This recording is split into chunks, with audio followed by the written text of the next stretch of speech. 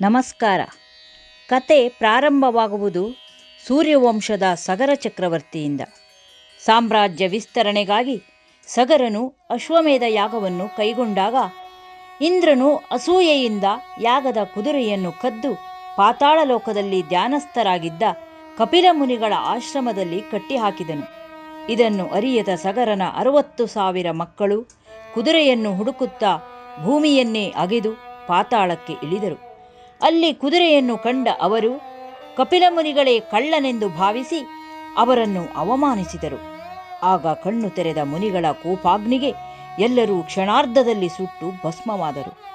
ತನ್ನ ಪೂರ್ವಜರ ಈ ದುರಂತ ಸಾವಿಗೆ ಮುಕ್ತಿ ದೊರಕಿಸಲು ಸಗರನ ಮೊಮ್ಮಗ ಅಂಶುಮಂತ ಮತ್ತು ಅವನ ಮಗ ದಿಲೀಪ ಎಷ್ಟೇ ಪ್ರಯತ್ನಿಸಿದರೂ ಸಾಧ್ಯವಾಗಲಿಲ್ಲ. ಕಪಿಲ ಮುನಿಗಳು ಹೇಳಿದಂತೆ ದೇವಲೋಕದ ಗಂಗೆ ಬಂದು ಈ ಬೂದಿಯ ರಾಶಿಯ ಮೇಲೆ ಹರಿದರೆ ಮಾತ್ರ ಇವರಿಗೆ ಮುಕ್ತಿ ಎಂಬುದು ಅವರಿಗೆ ತಿಳಿದಿತ್ತು.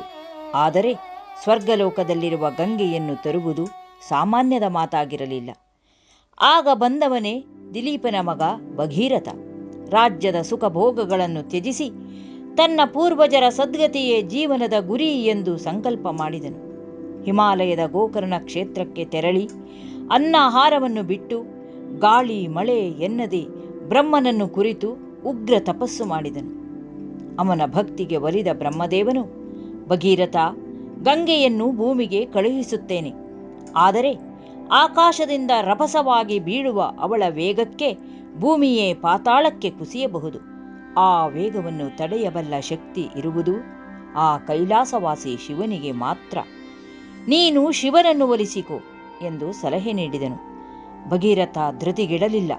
ಮತ್ತೆ ಕಾಲಿನ ಹೆಬ್ಬೆರಳಿನ ಮೇಲೆ ನಿಂತು ಶಿವನಿಗಾಗಿ ಘೋರ ತಪಸ್ಸು ಮಾಡಿದನು. ಶಿವನು ಪ್ರಸನ್ನನಾಗಿ ಗಂಗೆಯನ್ನು ತಲೆಯಲ್ಲಿ ಧರಿಸಲು ಒಪ್ಪಿದನು. ಇತ್ತ ಗಂಗೆಗೆ ವಿಪರೀತ ಅಹಂಕಾರ. ನನ್ನ ರಭಸಕ್ಕೆ ಶಿವನನ್ನೇ ಪಾತಾಳಕ್ಕೆ ಕೊಚ್ಚಿಕೊಂಡು ಹೋಗುತ್ತೇನೆ ಎಂದು ಆರ್ಭಟಿಸುತ್ತಾ ಧುಮ್ಮಿಕ್ಕಿದಳು. ಆದರೆ ನಡೆದದ್ದೇ ಬೇರೆ. ಶಿವನು ತನ್ನ ಜಟೆಯನ್ನು ಹರಡಿ ನಿಂತಾಗ ಗಂಗೆ ಆ ಜಟೆಯ ಕಾಡಿನಲ್ಲಿ ಬಂದಿಯಾದಳು. ಒಂದು ಹನಿ ನೀರು ಕೆಳಗೆ ಬೀಳಲಿಲ್ಲ. ಗಂಗೆಯ ಗರ್ವಭಂಗವಾಯಿತು. ಭಗೀರಥನ ಪ್ರಾರ್ಥನೆಗೆ ಮನವೊಲಿದ ಶಿವನು ಗಂಗೆಯನ್ನು ಬಿಂದು ರೂಪದಲ್ಲೇ ಭೂಮಿಗೆ ಬಿಟ್ಟನು. ಭಗೀರಥನು ರಥವೇರಿ ಮುಂದೆ ಸಾಗಿದರೆ ಗಂಗೆಯು ಅವನನ್ನು ಹಿಂಬಾಲಿಸಿದಳು. ಆದರೆ ದಾರಿಯಲ್ಲಿ ಜಹ್ನು ಎಂಬ ಋಷಿಗಳ ಯಜ್ಞಶಾಲೆಯನ್ನು ಗಂಗೆ ಮುಳುಗಿಸಿದಾಗ ಕೋಪಗೊಂಡ ಋಷಿಗಳು ಇಡೀ ನದಿಯನ್ನೇ ಕುಡಿದು ಬಿಟ್ಟರು. ಮತ್ತೆ ಭಗೀರಥನ ಪ್ರಾರ್ಥನೆಯ ನಂತರ ಋಷಿಗಳು ತಮ್ಮ ಕಿವಿಯ ಮೂಲಕ ಗಂಗೆಯನ್ನು ಹೊರಬಿಟ್ಟರು. ಹೀಗಾಗಿ ಗಂಗೆಗೆ ಜಾಹ್ನವಿ ಎಂಬ ಹೆಸರು ಬಂತು. ಅಂತಿಮವಾಗಿ ಭಗೀರಥನು ಪಾತಾಳವನ್ನು ತಲುಪಿದನು.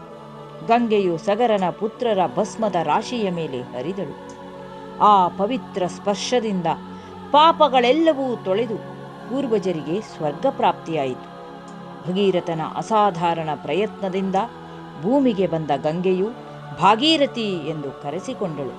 ಹೀಗೆ ಒಬ್ಬ ಮನುಷ್ಯ ದೃಢ ಸಂಕಲ್ಪ ಮಾಡಿದರೆ ದೇವಲೋಕದ ನದಿಯನ್ನೇ ಧರೆಗಿಳಿಸಬಹುದು ಎಂಬುದಕ್ಕೆ ಭಗೀರಥನೇ ಸಾಕ್ಷಿ.